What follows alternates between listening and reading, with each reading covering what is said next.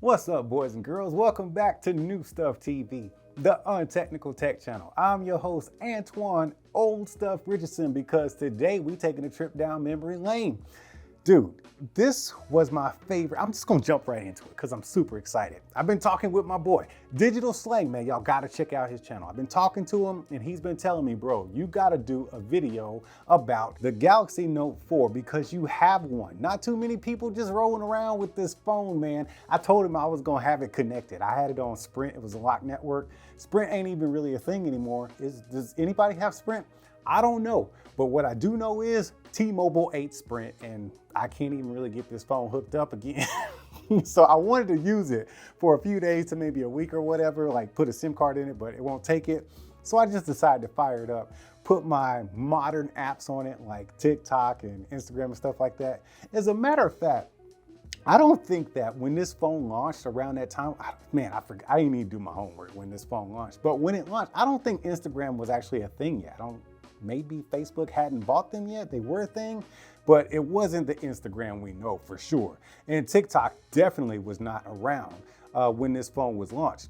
And I bring that up because I'll get to it later. Let's talk about some hardware stuff, man. So back in its heyday, the Galaxy Note 4 was a beast of a phone, man, for a lot of good reasons. Samsung was catching a lot of flack about having phones that didn't feel premium because most of them were all just plastic, right? Galaxy Note 4 was the first one that they actually put metal bezels on, man. These metal bezels got the chamfered edges and stuff. Oh man, they went all out with this one. It's got like this pleatherish back on it, but this back is special because this kind of marks the end of an era.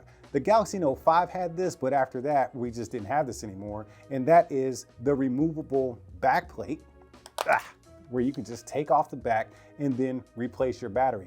As you can see, this is an Anker battery. This is not the stock Samsung battery because I had to replace that joint, man. I forgot what happened to it, man. But you could always just replace your battery if you needed to. There's also your SIM card slot and your memory card slot that you have in here because it had has expandable memory. Oh man, the good days when phone manufacturers pretty much gave us everything. It was because of probably waterproofness and dustproofness, I can't even say it, dustproofness, that we ended up having phones without the removable back, because I remember with the Galaxy Note 5, it had this little rubber seal or rubber gasket around it, and they just needed to make them more durable for, you know, weather resistance like dust and water and stuff like that. So they started sealing them up and making the backs out of glass like this one. This is not a Galaxy Note. This is a Galaxy S23 Ultra. This is what the Note has become. It has kind of merged with the Galaxy S series and just become the most premium phone that they have to offer. Now going back to the rear of the phone, you can see right there you got your camera, man. let me just take a picture. I'm laughing because now we're talking about like 200 megapixels, man, in the Galaxy S23 Ultra. What is this, like 12 or something like that? I don't even know. Let me see. Do you even double click to get the camera to show up? I have no idea. Let's see how many megapixels this is. 16 megapixels. We went from 16, now we're all the way up to 200 megapixels. That is insane, man. Did we have a selfie camera? Of course. But I want to stay on the back of the phone because I wanted to talk to you about this right here. This is something you don't see on phones anymore. You see the flash there, but right next to it, that is like a sensor, a fingerprint sensor to get like a heart rate. So when you were like using S Health and, you know, doing stuff like that, you could just kind of, you know, do this. that was pretty cool, man. How they just throw stuff into a phone just to make it cooler, or just give you some incentive to buy it so you could have these lifestyle features in a phone. This is back in the days when phones were really freaking cool, man. Now all of them are pretty much the same, I guess you would say. Yeah, they're innovating with the fold and stuff, but you know, phones hadn't really reached their pinnacle yet. I feel like we're kind of there. But during the Galaxy Note 4 days, phones had not really reached the apex of mobile technology like we're at today. Now, if you get in here, right there, that's the thing that a lot of wars were started over. And that is the 3.5 millimeter headphone jack. Most of us, yes, myself included, really didn't give a damn about a missing 3.5 millimeter headphone jack. But then there's some purists out there who have to have their audio plugged in, just jack it in and get your jam on with some like wired earbuds or some IEMs or something like that, or some headphones. I didn't really care. I could take it or leave it because I was always trying to do everything wirelessly anyway. I friggin' hate wires. So it's not that it was welcomed when they started removing the headphone jacks. It's just that I didn't really care. But the Galaxy Note 4 was a phone that actually had one. And a lot of people really appreciated that. Now, if you look on the bottom of the phone right there, you can see what is a relic, which is something that nothing should be using right about now. And I'm talking to you Apple people, man. I'm celebrating you. You just now got USB-C in the iPhone. That is phenomenal. I'm really excited for you guys. Welcome to 2023. But back in the days, we had not micro SD, micro USB. And this was the charging method.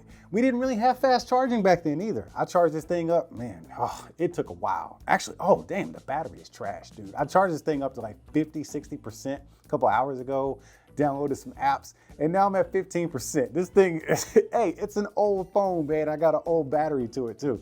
So I just got a warning saying that it's about to die on me. I hope it doesn't die by the time I get done talking to you guys, because I'm still having a good time with it, man. You hear these sounds? Hold up, let me turn this up a little bit. I'm really getting nostalgic here. Let me go into the home screen. I'm gonna turn this up all the way. I'm gonna turn up all the media and notifications, because for you Samsung Knights out there, y'all are gonna get real nostalgic when you hear this. Listen up. You hear that? Oh man, that is, and then you got this right here. Hold up, let's get into the button presses. Hold up, you hear this? You hear that, dude? Hold up. Okay, hold up, let me see.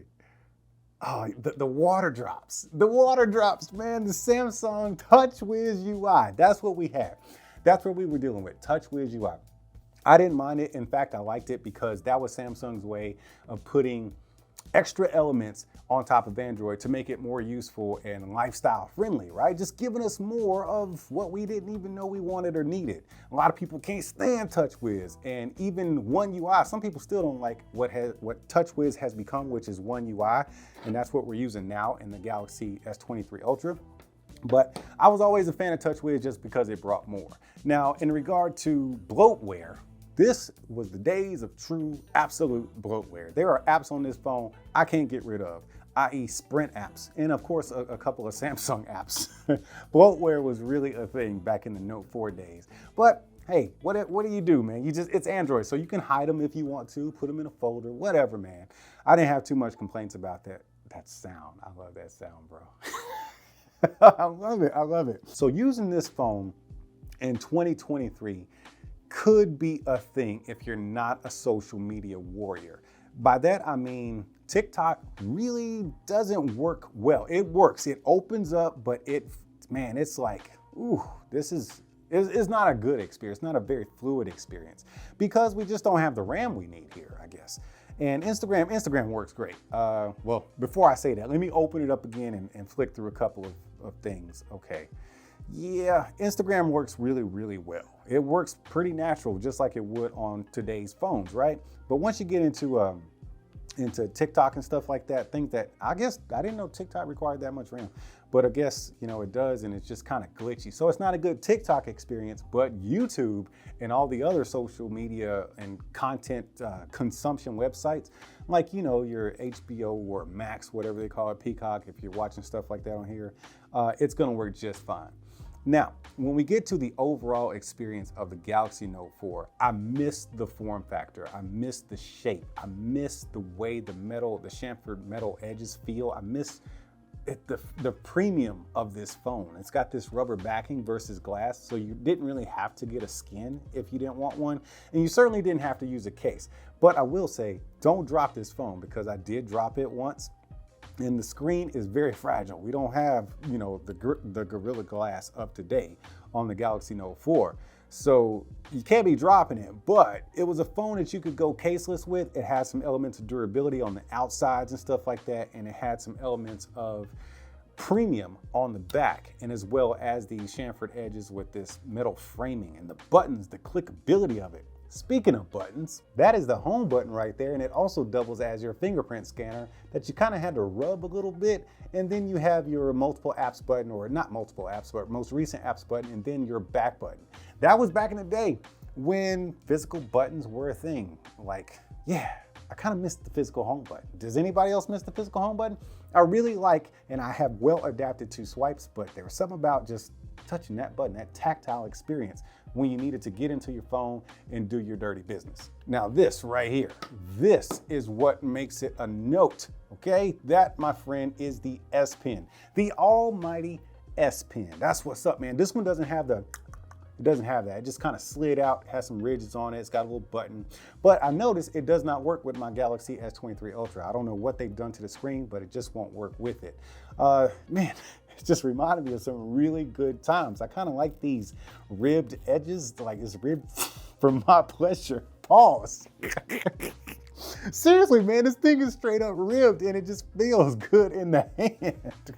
This is terrible, but I love this S Pen, man. If they could combine the feel of this ridged or ribbed S Pen with the little clicker on the top, like the S23 Ultra has, this little clicker, man. I love this. If this had this and the ribs, oh man, heaven, tactile heaven. Anyhow, the S Pen combined with S Note was a powerhouse. S Note has evolved into Samsung Notes, which it's telling me that my S Pen ain't in here. Man, this phone is freaking smart. Anyways, it has evolved into Samsung Notes, which I loved, and it made me part of the Samsung ecosystem, and I can't leave. Apple started this whole ecosystem stuff. Samsung took notes from every page of that ecosystem chapter, and they got me, bro. I can't come out of the Samsung ecosystem now. I got the tablet, I got the phones, I got the laptop, and I wish my PC had more cross-compatibility with Samsung stuff. Either way, I've digressed. But I just wanted to bring to you the Galaxy Note 4 because I was talking to my friend Digital Slang. His name was Jeff anyways. I was talking to him and we were talking about the old school phones. He said, man, bring out the Galaxy Note 4, do a video on it. And I was like, man, this phone is old as hell, man. Nobody cares about this phone. But if I like the phone still, and I wish they would still build off of this type of frame, I know there's got to be more people out there. So I've had a lot of fun just playing around with it, revisiting the old TouchWiz, and yeah, I don't see any lag or anything like that. It's TouchWiz, you know what I'm saying? It's not the same as One UI. One UI is absolutely great. I love it. But this is what Samsung used to be, and I can see the evolution. I mean, these two phones are light years apart in software and in hardware. This Galaxy S23 Ultra is the greatest phone I've ever held in my hands. I'm not even going to try to sit here and act like there's something better. But the Galaxy Note 4 was a powerhouse back in its day. So this has been a quick revisit, or maybe not so quick revisit, down memory lane for the Galaxy Note 4. It's been great. Oh, side note, pun intended, I actually got the Galaxy Tab S2 here, and when I got it to be a companion to my Galaxy Note 4 because it was pretty much built like it. They're almost identical twins, well, fraternal twins in the form factor and, you know, the materials that they used. The screen is actually a little bit better to me for some reason, and this one has been updated to, what is it, Android 7 or Android 6, whereas this is, I'm sorry, let me go back. The Galaxy Note 4, it left off on Android 6.1, whereas the Galaxy Tab S2 is on Android 7. I don't understand why they left off like that because the software and the UI are completely different from each other. I wish Samsung and Google would have been better at updating the phones and tablets back in those days, but this is what we got, man. Two completely different operating systems, it seems like, when it comes to operating on the Galaxy Note 4 and the Galaxy S2. There's no Ultra back then either for when this came out. But this thing was actually the direct competitor to the iPad mini, and I loved it, man. I used to use this thing all the time for business stuff. Either way, I'm not an expert in this kind of stuff, but what I do know is the Galaxy Note 4 was a powerhouse back in its day. Would I use it for real in 2023? No, I wouldn't do that. I got the S23 Ultra, and there's much better phones out at this point. But it has been fun, and I think this is still a great phone. I just wouldn't use it, bro. Y'all get out of here, man. I'll see you when I see you.